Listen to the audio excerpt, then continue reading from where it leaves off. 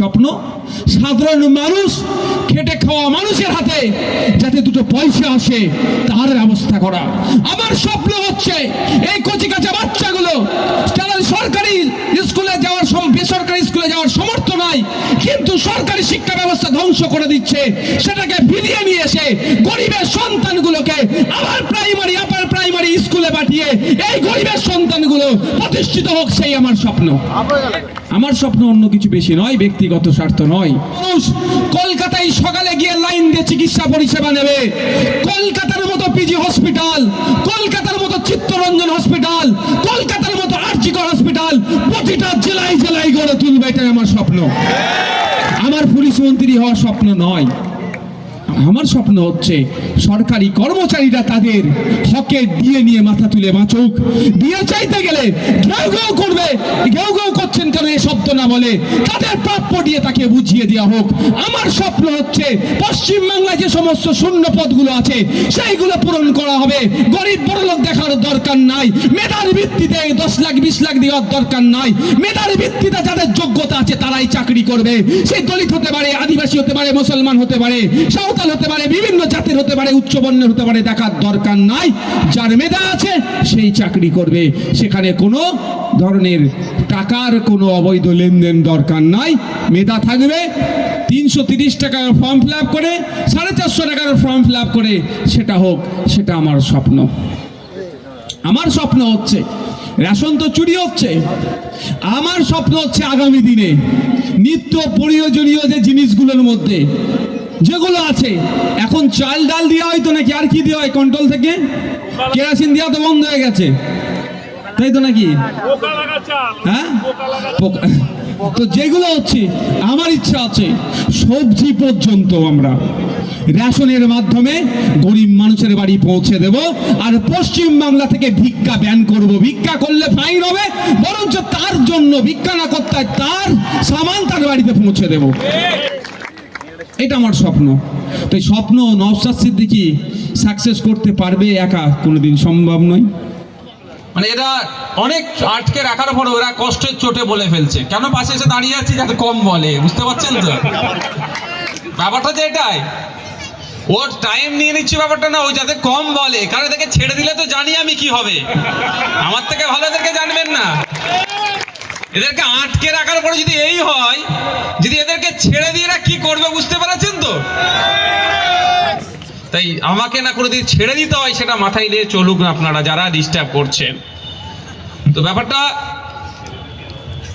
এই যে বিধানসভার বাইরের কথা, আমি ভুলে যাওয়ার ছেলেও নয়, আর আমার ভাইয়ের সাথে আমাকে দুঘা মারলে আমার গায়ে কম লাগে। আমার ভাইয়ের দিকে কেউ যদি কেউ তাকায়, আমি তাকে ছেড়ে দেওয়ার ছেলে নয়। আমার 3টা ভাইকে শহীদ করেছে যে, যাদের জন্য একজন কিন্তু অলরেডি জেল খেটেছে, তার এখন ট্রায়াল শুরু হয়নি, জেল খেটেছে, এটা মাথায় রাখবেন। আর গুটি কয়েক বাকি আছে, তাদেরকেও আগামী দিনে জেল খাটাবো। আজকে যে ওপরে আছে খুব মজা নিচ্ছে, নিচের দিকে হাসছে, সময়ের কালে চক্রে কিন্তু নিচের লোক ওপরে উঠবে, ওপরের লোক নিচে নামবে, এটা মাথায় রাখুন। আমি আমার ওহিদুল কোথায় গেল? আছে এখানে? ওহিদুলের বাড়িতে গিয়েছিলাম। ওহিদুলের বাড়িতে রাত্রিরে পুলিশ এসে অকথ্য ভাষায় গালিগালাজ করেছে, করে সম করেছিল। আমি ওহিদুলের বাড়িতে গিয়ে ঠিক যে কথা আমাদের কারিমুল বলল, যারা যেখানে পোস্টিং আছে এখানে ঘুরে নিয়ে আসবো, এটা কিন্তু আমি 2 বছর আগে বলেছি। সময় কথা বলবে, আমি 2 বছর আগে এটা বলে রেখেছি, যে যেখানেই আছে ধরে ঘুরিয়ে নিয়ে এসে ভাঙড়ের মানুষকে স্যালুট দিয়ে করাবো, স্যালুট দিয়ে করাবো, ছেড়ে কথা আমি বলবো না। আর যেটা বললো পুলিশ মন্ত্রী, আমার ব্যক্তিগত বলছি কোনো মন্ত্রিত্ব নেওয়ার শখ নাই। আমি চাইবো যার যেটা ডিউটি আছে সে সঠিক পালন করুক। আমি চাইবো বা চাই যে একটা পুলিশ নিরপেক্ষতার সাথে কাজ করুক। সেই পুলিশ থানাতে গিয়ে কোনো শাসক দলের চাটুকার না গিয়ে পুলিশকে থ্রেট করে এটা না করলে তোমাকে ট্রান্সফার করে দেবো, ওই করব, পুলিশকে নিরপেক্ষতার সাথে কাজ করতে দেব। যে সমাজ বিরোধী, যে ক্রিমিনাল, যে সমাজকে কলুষিত করতে চাই, যদি আমার দলের জন্য একে আমি আটকে লুকিয়ে রাখবো আর অন্যের নামে মিথ্যা কেস করাবো, ও দিয়ে আমি করার পক্ষে নয়। সুতরাং আমার মিনিস্ট্রি নেওয়ার ইচ্ছে নয়। যদি আমার মিনিস্ট্রি নেওয়ার ইচ্ছে থাকতো তাহলে একটা নয় একাধিক মন্ত্রিত্ব নিয়ে আমি থাকতে পারতাম অলরেডি, কিন্তু আমি সেটা নিয়ে আইনি। আর আমার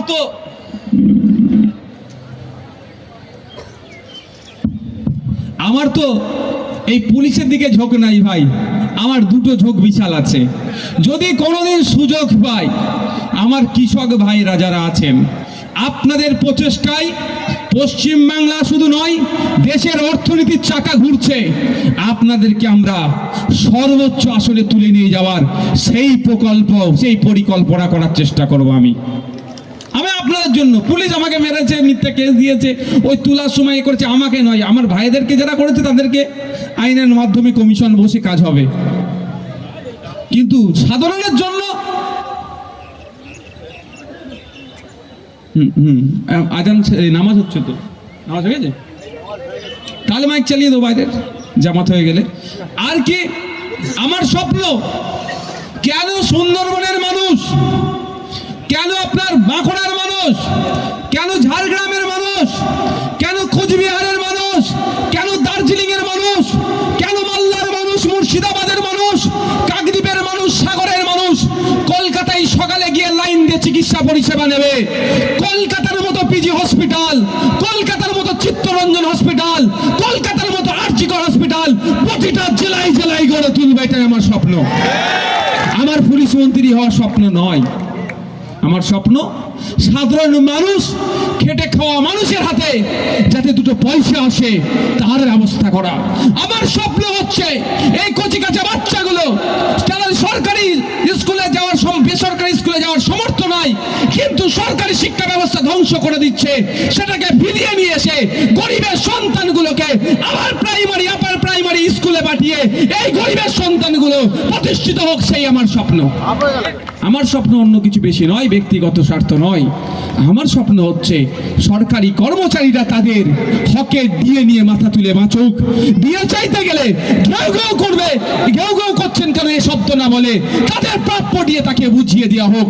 আমার স্বপ্ন হচ্ছে পশ্চিমবাংলায় যে সমস্ত শূন্য পদগুলো আছে সেইগুলো পূরণ করা হবে। গরিব বড় লোক দেখার দরকার নাই, মেধার ভিত্তিতে 10 লাখ 20 লাখ দেওয়ার দরকার নাই। মেধার ভিত্তিতে যাদের যোগ্যতা আছে তারাই চাকরি করবে।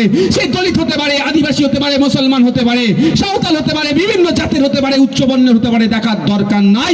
যার মেধা আছে সেই চাকরি করবে, সেখানে কোনো ধরনের টাকার কোনো অবৈধ লেনদেন দরকার নাই। মেধা থাকবে, 330 টাকার ফর্ম ফিল আপ করে, 450 টাকার ফর্ম ফিল আপ করে সেটা হোক, সেটা আমার স্বপ্ন। আমার স্বপ্ন হচ্ছে, রেশন তো চুরি হচ্ছে, আমার স্বপ্ন হচ্ছে আগামী দিনে নিত্য প্রয়োজনীয় যে জিনিসগুলোর মধ্যে যেগুলো আছে, এখন চাল ডাল দেওয়া হয়তো নাকি, আর কি দেওয়া হয় কন্ট্রোল থেকে, কেরোসিন দেওয়া তো বন্ধ হয়ে গেছে, তাই তো নাকি? হ্যাঁ, তো যেগুলো হচ্ছে, আমার ইচ্ছা আছে সবজি পর্যন্ত আমরা রেশনের মাধ্যমে গরিব মানুষের বাড়ি পৌঁছে দেব। আর পশ্চিম বাংলা থেকে ভিক্ষা ব্যান করব। ভিক্ষা করলে ফাইন হবে, বরঞ্চ তার জন্য ভিক্ষা না করতে তার সামান তার বাড়িতে পৌঁছে দেব। এটা আমার স্বপ্ন। তো এই স্বপ্ন নওশাদ সিদ্দিকী সাকসেস করতে পারবে একা? কোনোদিন সম্ভব নয়। তখন এই স্বপ্ন বাস্তবায়ন হবে যখন ভোটাররা স্বপ্নকে বাস্তবায়িত করার জন্য ইভিএম মেশিনে খাম চিহ্ন প্রেস করবে। আপনারা যদি চান বৈষম্যবিহীন সমাজ ব্যবস্থা, আপনারা যদি চান এই ধর্মীয় ভেদাভেদের সমাজ, মানে যে ভেদাভেদ হচ্ছে এটার অবসান ঘটিয়ে সম্প্রীতির সাথে, ঐক্যের সাথে নাগরিক অধিকার নিয়ে মাথা তুলে বাঁচতে চান, তাহলে বলবো আর অন্য কোনো জায়গায় যাওয়ার প্রয়োজন নাই। দেবত্ব সম্পত্তি যদি বাঁচাতে চান, আপনার ওয়াকফ সম্পত্তি যদি বাঁচাতে চান, আপনার রিফিউজি ল্যান্ড যদি বাঁচাতে চান, আগিয়ে আসুন আইএসএফ এর ছায়াতলে। আইএসএফ এর হাতকে শক্ত করুন। সুষ্ঠু সমাজ ব্যবস্থা দেবে, যেই সমাজ ব্যবস্থাতে মানুষ তার নাগরিক অধিকার নিয়ে বেঁচে থাকবে। কারো পায়ের তলায় কারো বসে থাকার প্রয়োজন হবে না। কারো অধিকারের জন্য কারো কাছে কাকুতি মিনতি করতে হবে না। আপনার অধিকার আপনার দ্বারে যদি পৌঁছাতে চান, তাহলে আইএসএফ এর ছায়াতলে আসুন। আইএসএফ আপনার অধিকার আপনার দ্বারে পৌঁছে দেবে। আপনাদের উপর নির্ভর করছে। আমার কাছে ভাই ধনুকুবের নাই, বিভিন্ন ফান্ড নাই, কিছুই নাই, ভালোবাসা আছে। এবং যেটা কথা দেব, কথার বেখিলাফ হবে না। 2021 সাল থেকে কথা দিয়েছিলাম আপনাদের ছেড়ে যাব না, ছেড়ে গিয়েছি। কি মামলা দিতে বাকি আছে আমার নামে বলুন তো? এখন শুধু মনে হয় বাকি আছে কি, ওই গাঁজাটা যে হয় না, গাঁজার মামলা, ওটা বাদে আর কি মামলা আছে দিতে? হয়তো ওটা কোনোদিন দিয়ে দিতে পারে, কিন্তু পিছপা হয়েছি। 42 দিন জেল খাটিয়েছেন, পিছপা হয়েছি। আপনাদের কথা দিয়েছি যে আপনাদেরকে ছেড়ে যাব না, আর আপনাদের ভালোবাসায় আমাকে আরো বেশি আটকে রেখেছে। আমি তো যাবই না, কিন্তু তারপরেও আপনাদের ভালোবাসা আমাকে বেশি আটকে রেখেছে। আমি এখন স্টেজে দেখে নেব বক্তব্য দেওয়ার জন্য ভোগালী 2 নম্বর অঞ্চল থেকে আমিরুল বাক মহাশয়কে। তারপরে আপনাদের পাশের শাহাবুদ্দিন সিরাজি আছে, কিছু কথা বলে। আচ্ছা, রক্তদান শিবির চলবে না বন্ধ করে দেবো? হ্যাঁ, আচ্ছা, কারা ওদিকে রক্ত দিতে বাকি আছে হাত তুলে দেখান তো। যারা দিয়েছেন হাত তুলবেন না কিন্তু। এখনো তো 500-700 মানুষ নাকি এখনো বাকি আছে। আচ্ছা, আপনারা রক্ত দেবেন? ডাক্তারবাবুরা কি রক্ত নেবে বলছে? হ্যাঁ, নেবে বলছে। আচ্ছা, এখানে কতজন বাকি আছে রক্ত দেওয়ার জন্য? তাহলে আরেকটুক্ষণ চলবে বলছেন? হ্যাঁ, আপনাদের অসহ্য লাগছে না তো? আচ্ছা, আপনাদের কি 500 টাকার বিনিময়ে রক্ত দেওয়া হচ্ছে নাকি, যে 500 টাকা করে দেবো রক্ত দেন, ডোনার দেওয়া হয়নি তো? তাহলে একটু চলুক, কিন্তু আর বেশিক্ষণ চলবে না। এই যারা বাকি আছেন একটু তাড়াতাড়ি গিয়ে তারা রক্তটা দিয়ে দিন।